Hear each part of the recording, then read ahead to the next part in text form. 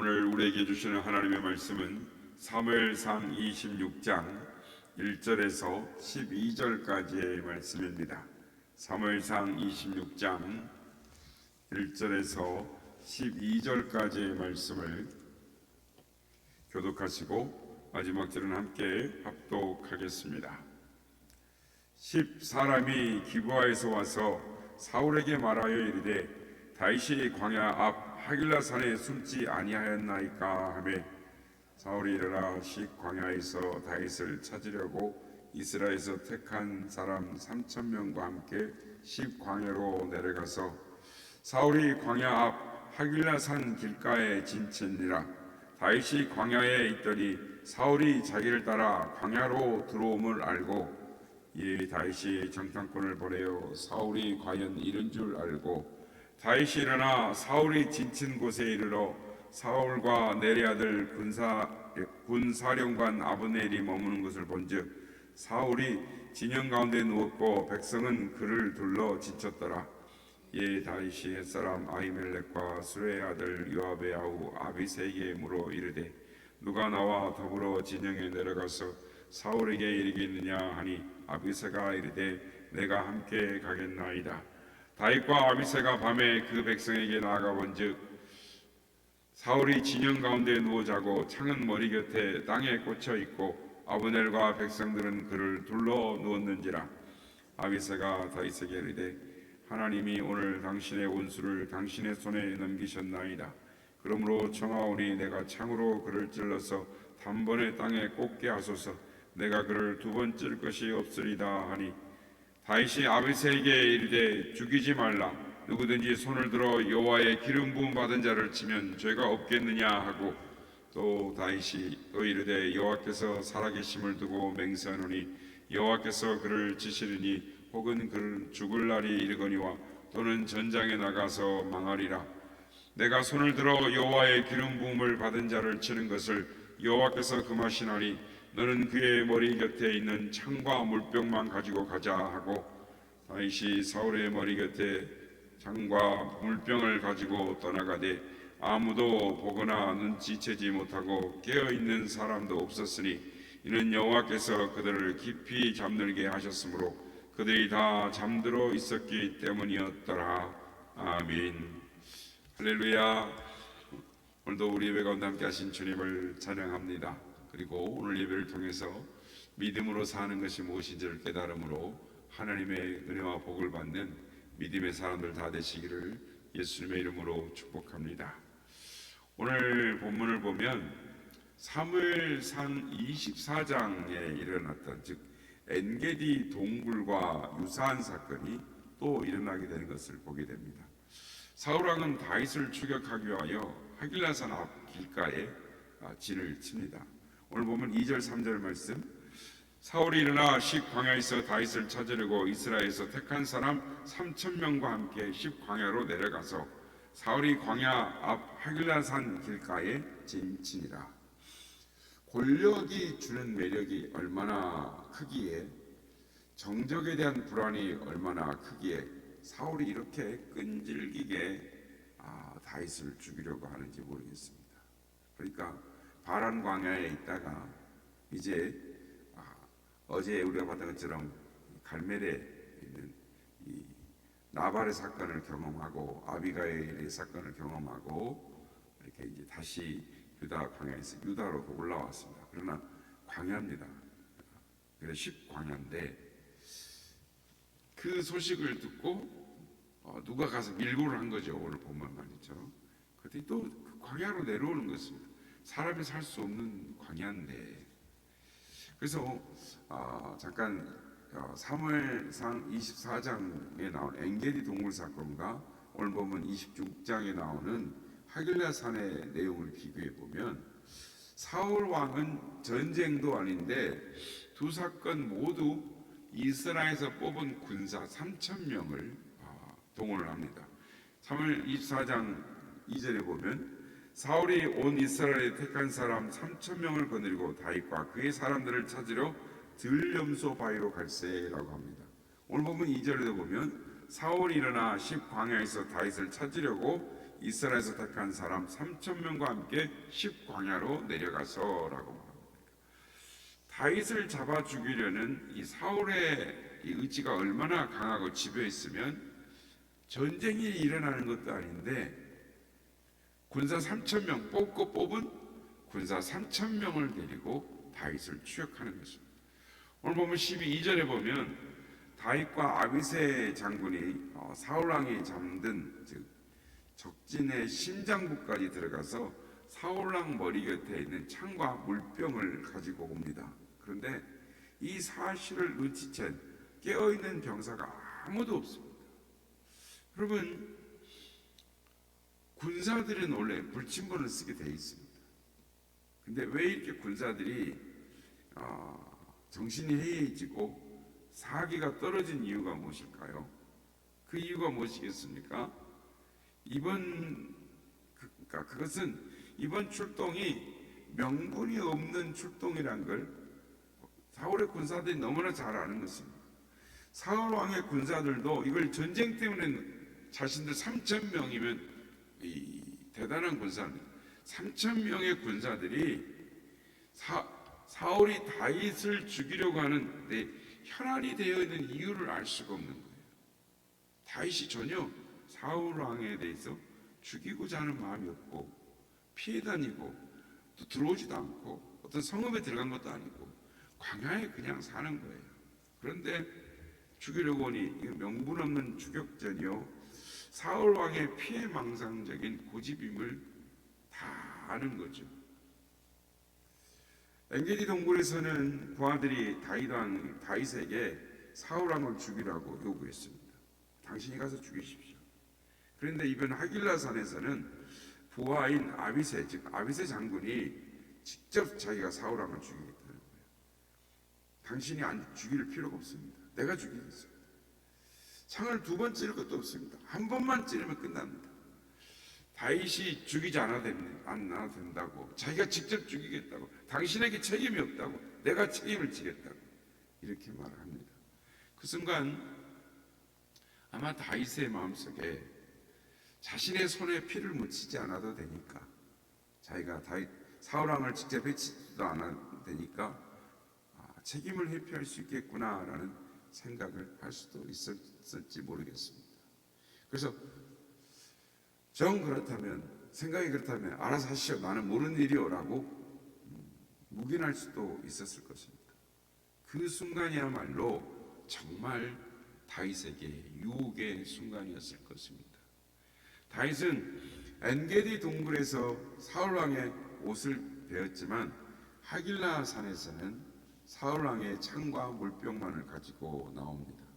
오늘 보면 11절에 보면 내가 손을 들어 여호와의 기름 부음을 받은 자를 치는 것을 여호와께서 금하시나니 너는 그의 머리 곁에 있는 창과 물병만 가지고 가자 하고, 사울 왕은 사방으로 둘러싸여 있는 자신의 군사들의 한 복판에 누워서 잠을 자고 있었습니다.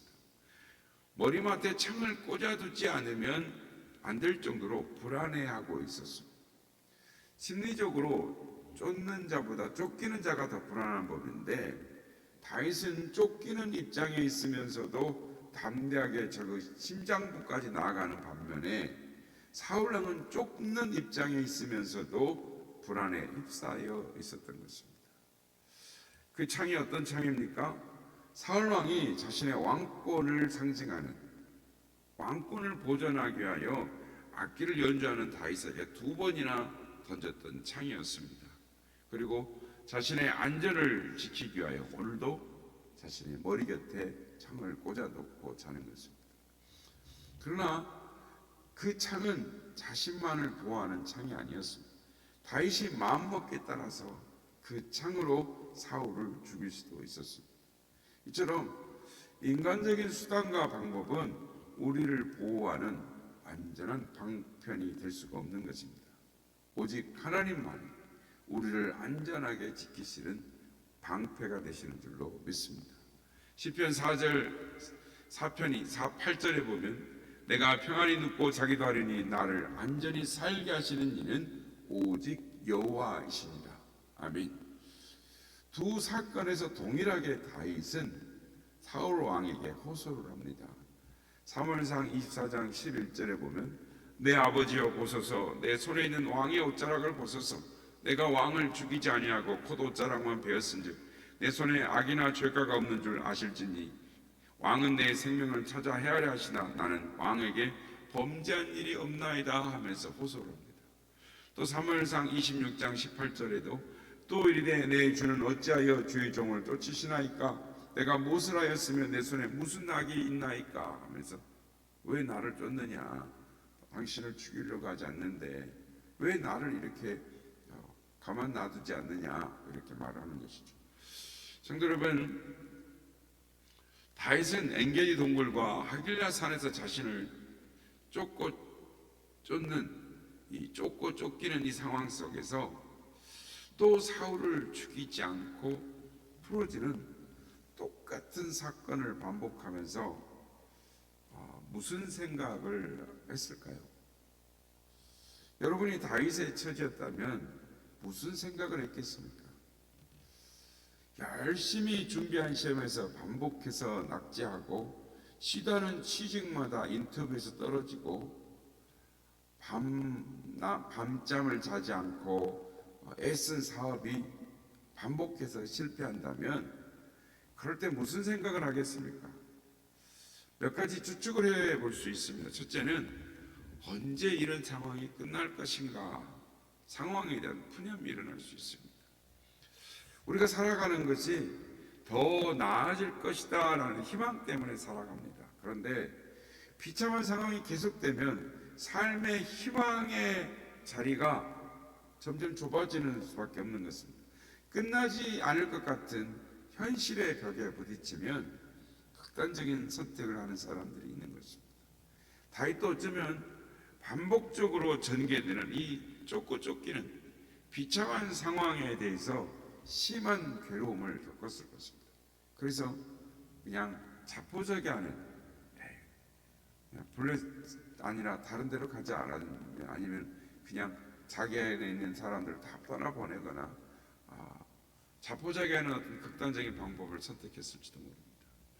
두 번째는 약속을 어기기를 밥 먹듯 하는 이 사울 왕을 보면서 인간에 대한 회의를 느끼지 않았을까라는 생각이 듭니다. 사울 왕은 엔게디 동굴에서 한 일을 또 하길라 산에서 한 일을 똑같이 하고 있습니다.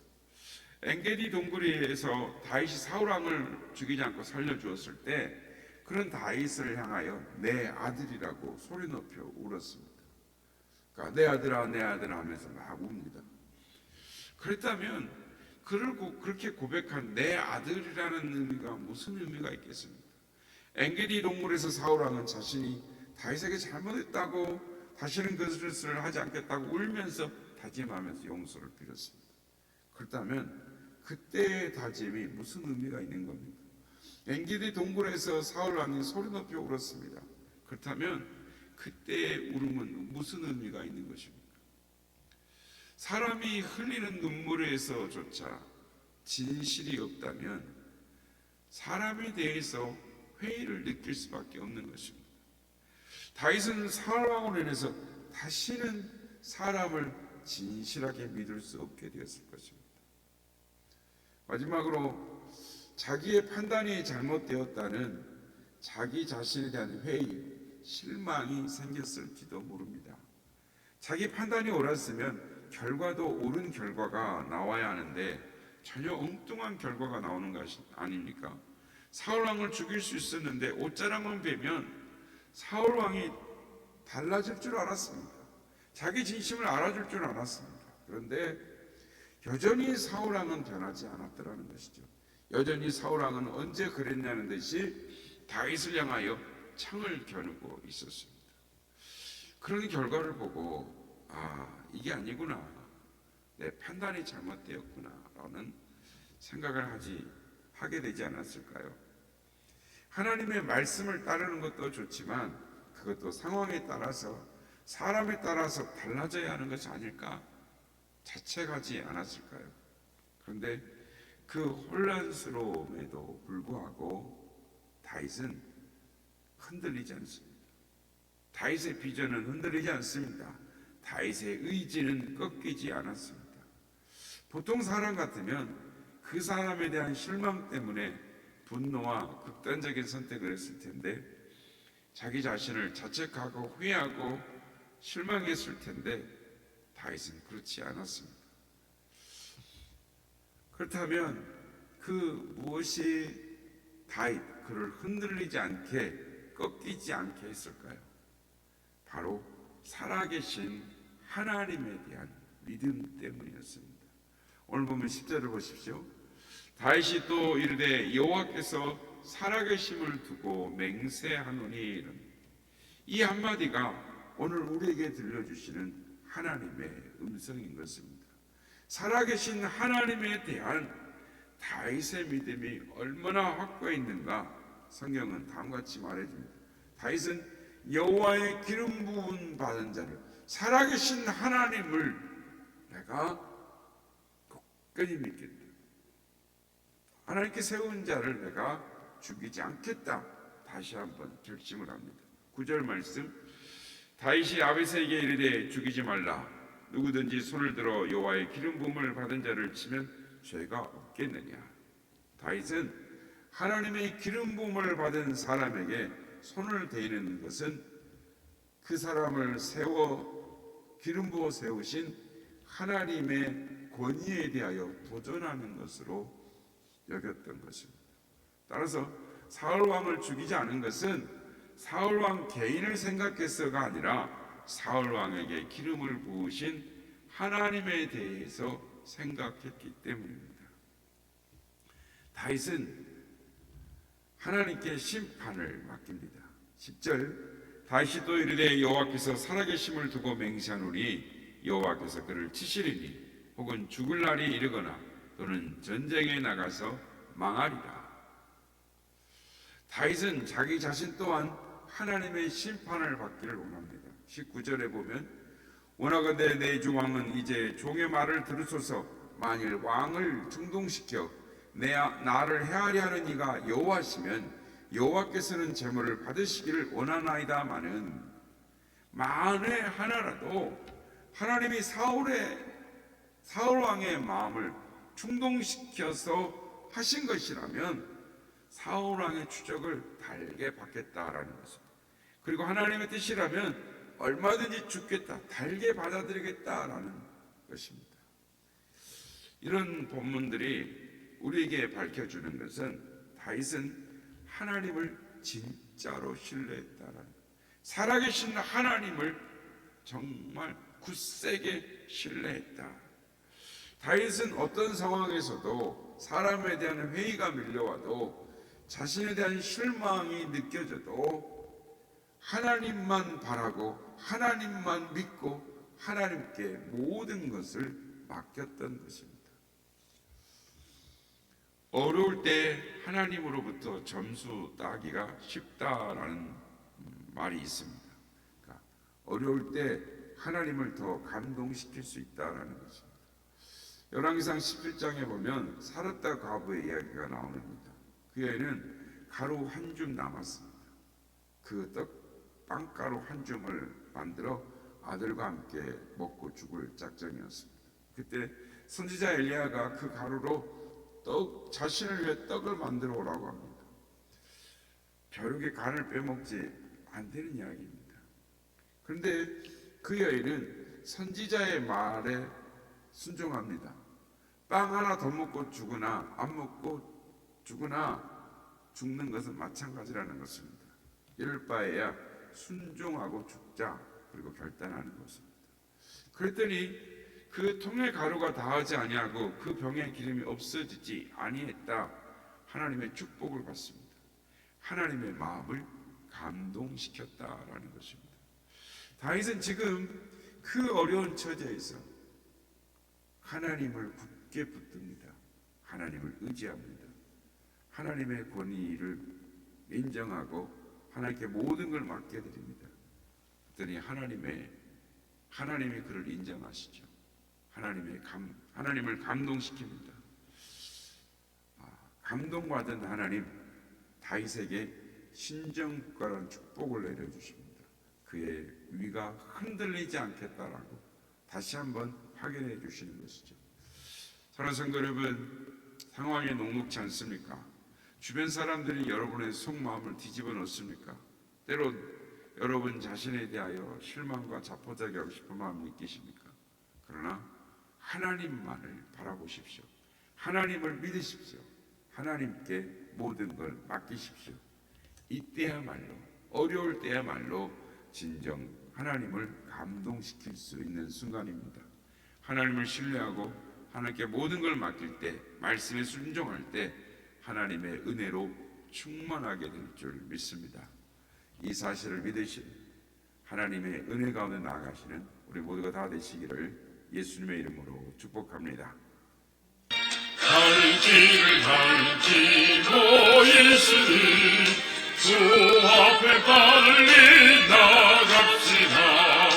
우리를 찾는 구주 예수 보러 나시네. 죄악하신 우리 영혼이 기뻐 뛰며 주를 보겠네. 하늘에 계신 주 예수를 영원히 섬기리. 우리를 오라 하시는 말 기쁘게 듣고 순종하세. 구주를 믿기 지체 말고 소속히 나가세.